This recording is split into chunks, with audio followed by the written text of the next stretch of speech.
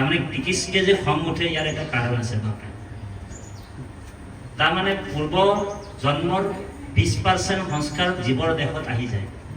আপুনি মই কুকুৰ মেকুৰী গৰু ছাগলীৰ পৰা যদি ট্ৰান্সফাৰ হৈ আহোঁ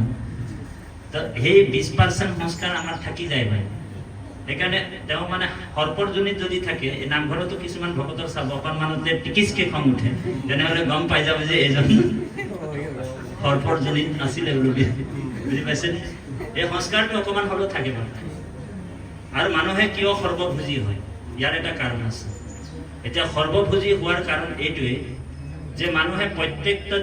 মানে জীৱৰ দেহত সোমাইছিল কুকুৰ মেকুৰী ছাগলী গাহৰি চবতে আমি সোমাইছিলোঁ আত্মাটো আৰু যিবিলাক আহাৰ খাইছিলোঁ তাত সেই আহাৰৰ সোৱাদটো মানে এতিয়া মনুষ্য জন্ম পাইছোঁ যদিও এই আহাৰৰ সোৱাদটো আমাৰ যোৱা নাই সেইকাৰণে আমি সৰ্বভোজী বুজি পাইছেনে কথা আমি যে চব খাই ভাল পাওঁ তাৰমানে চব আহাৰৰ সোৱাদ আমি তেতিয়াই লৈ অহা আছিলে